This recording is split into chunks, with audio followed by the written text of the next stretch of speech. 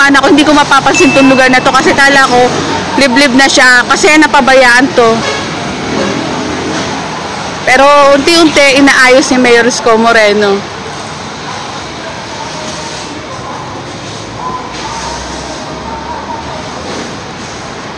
Grabe, luman-luma na tong theater na napabayaan. Pero kung ngayon gagawin to, napakaganda. Tsaka napakalaki na itong theater na to. Pagpasok niya, nandito si Kuya Guard. Hello po. Ayan.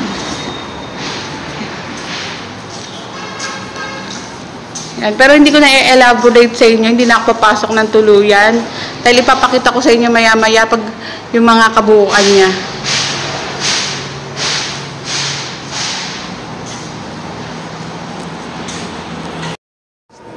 Sa ibang bansa kasi, pumunta ka, meron kayong pwedeng gabi, nanonood kayo ng classical theater. Albert Hall, Zero. Pero dito sa atin, wala. Kaya pag nakakasal ito, Ito yung pinaka-Carnegie ang Hall. turista natin. New York. Sa CD nga lang pasad lang ng CD theater pinipicturean yung Opera House, pinipicturean Di ba kahit nandun ka sa kabilang dagat, background mo lang. Kaya kung may park, kung meron ng Met, may enough parking to accommodate our clients for Met, then you have a park there, tapos bawas ang carbon o usok because the city will reintroduce greening the entire Loton. In fact, we'll show you the proof of it in a matter of few days. Just across one of the famous bridges, historical bridge in the city. Ayan, ginagawa. Mapapakasya ninyo, may ginagawa doon. Abalang-abala ngayon doon. May ginagawa. Kasi yan, tagus-tagus yan. Kaya pagka nagkausap-usap talaga ang mga ahensya ng gobyerno nasyonal at lokal, kami, sinisink in na namin. So if we have information with the plan of the national government, the least thing that we can do as local government, isabayan na namin yung area. Kaya that's our job. It's gonna be a challenge. That is a fact. Pero, alam mo, maganda na rin ba sa importante mga simulan, tapos persistent, naulit-ulit, one way or another, makukuha rin niya sa dalagang bukid. Ang gusto ni Pat, dala ng bukid. Thank you sa inyo, ha? Ano lang, maiba lang tayo. Kung sakali buhay pa si Andres Bonifacio, ano yung gusto niyo sabihin? Kung si Andres Bonifacio, o di, gusto namin sa kanya sabihin, maraming salamat sa kanya.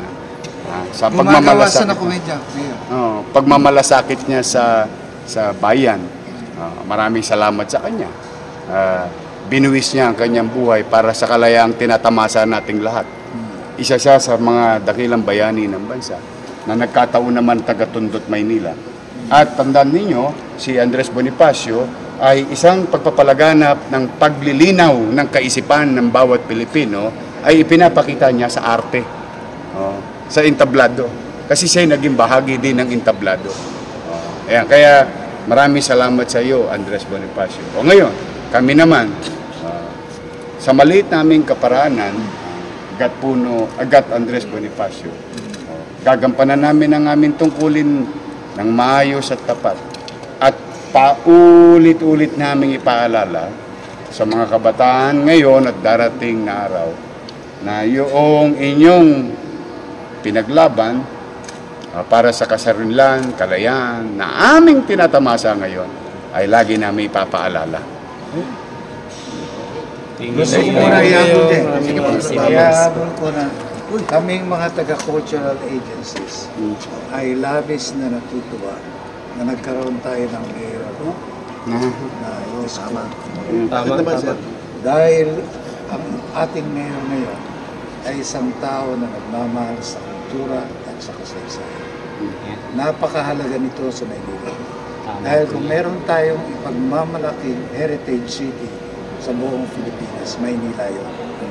At kailangan natin na isang mayor na katulad ni Yorme para magawa natin ito isang tunay at ginagalang na heritage city ng Pilipinas. Thank you, sir. Okay. Thank you.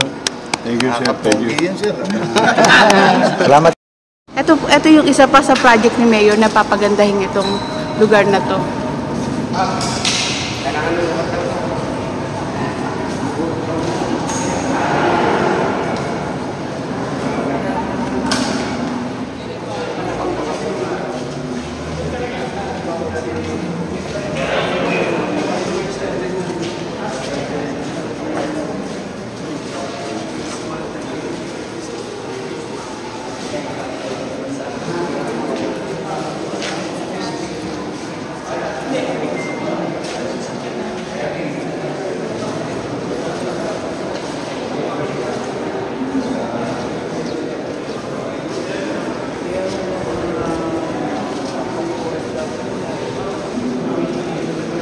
Nakikita niyo sa mga susunod na siguro mga buwan or kung mas mabilis pa linggo, makikita niyo yung maganda na tong lugar na to. Grabe, ang daming inaayos ni Mayor na lugar dito sa Maynila na talagang pinapaganda niya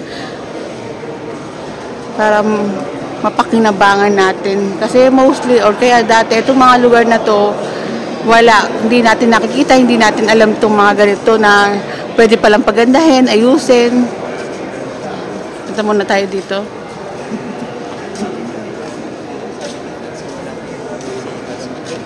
Baka pwede lang po tumayo doon for photo. Ito, pakita yung solid ka. Ay, din tama. Wala tayo yung gawa na eh. Yung ceiling eh. Ito yung ceiling, ang ganda. Ayan yung gawa na daw. Ceiling.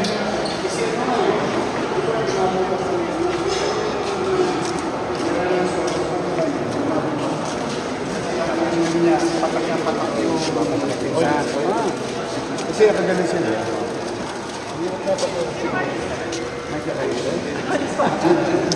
Ano tayo na magandang pwesto? Kaya ko rin yan. Dali sa panturo, sir. Photo lang, sir. Ayun. Jesse. Ito po ang ating contractor.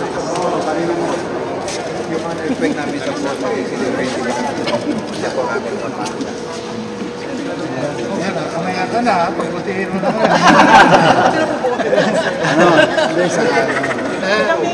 Support daw. Dito.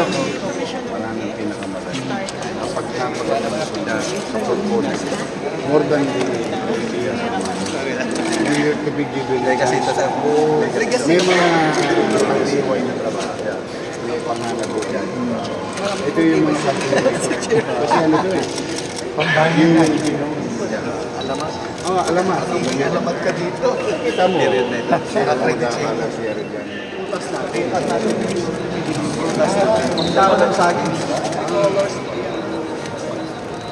Galing. Mayroon pang mga niyugak sa kakawayan. May kawayan dyan. Sige na dyan. Yan. Yung mga kawayan dyan. Nag-prepare na rin. Dito yung sa akin.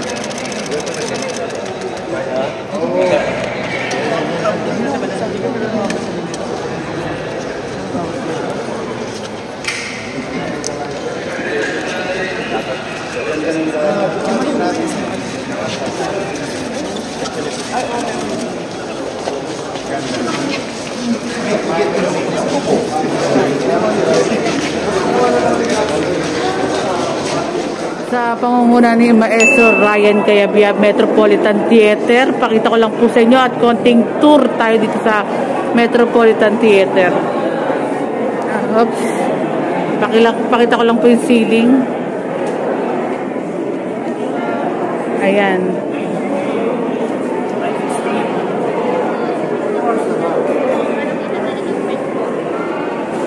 And ito po ang ganap while pauwi na po ang lahat.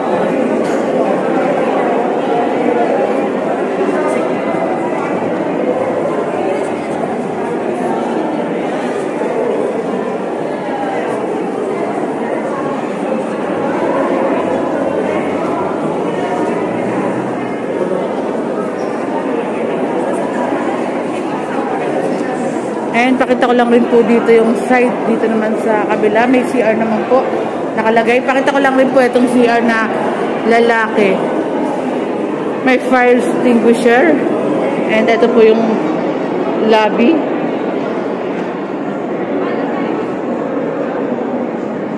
Ayan po, CR pang babae, if I'm not mistaken.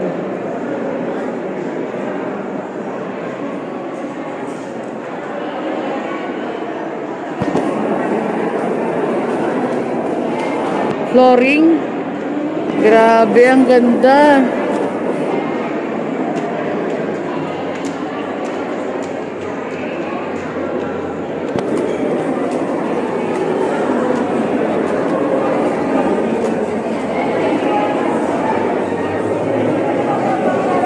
Ayan po yung ceiling.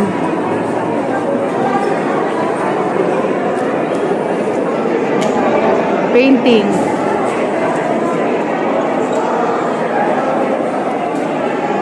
Oops! Ano masasabi mo sa pinanood mo, Ponce? Enjoy. And tsaka worth the watch talaga. Sobrang galing ni Maestro Ryan Cayabyab. Tsaka free lang naman. Din.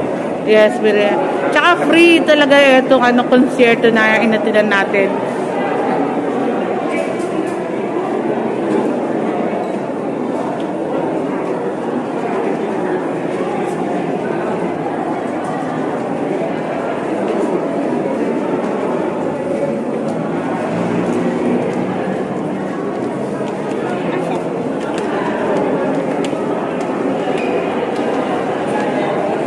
Ayan, baba lang po ako.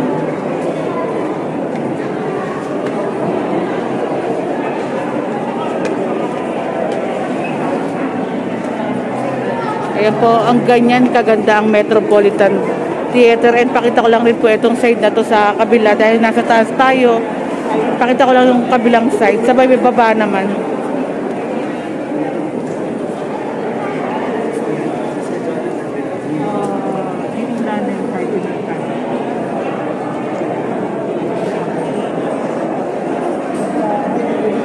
Ayun, nag-against the light.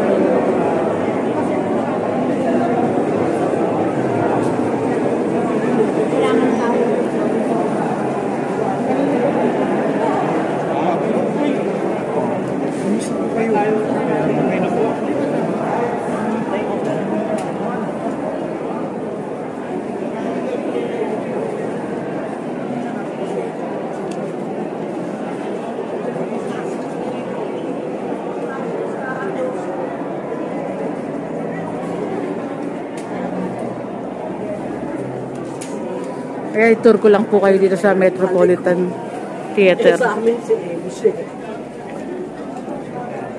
Hindi nagsasagito sa iyo.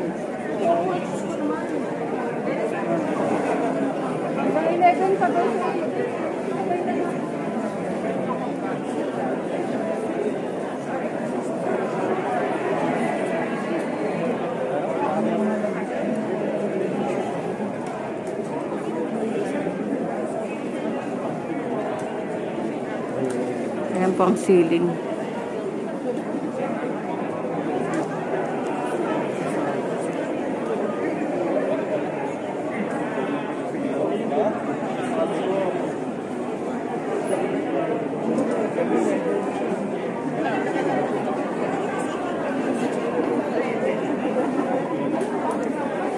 May exit po, 1, 2, 3. And meron din po sa kabila na exit.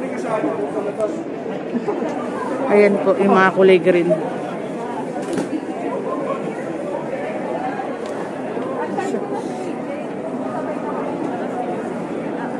mga hanggang 11 pa daw. Hanggang 11 pa daw.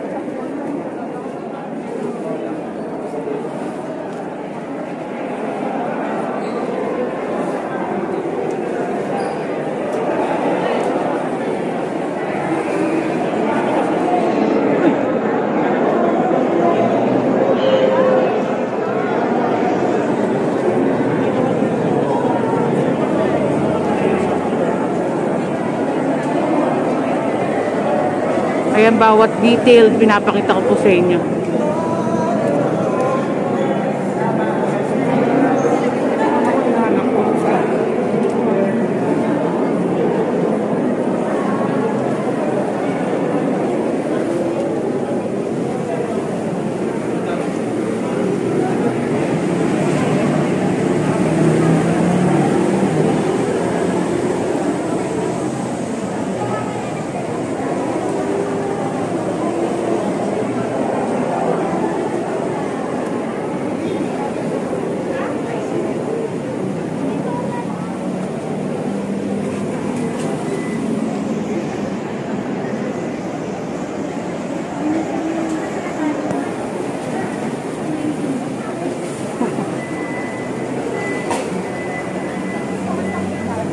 Ayan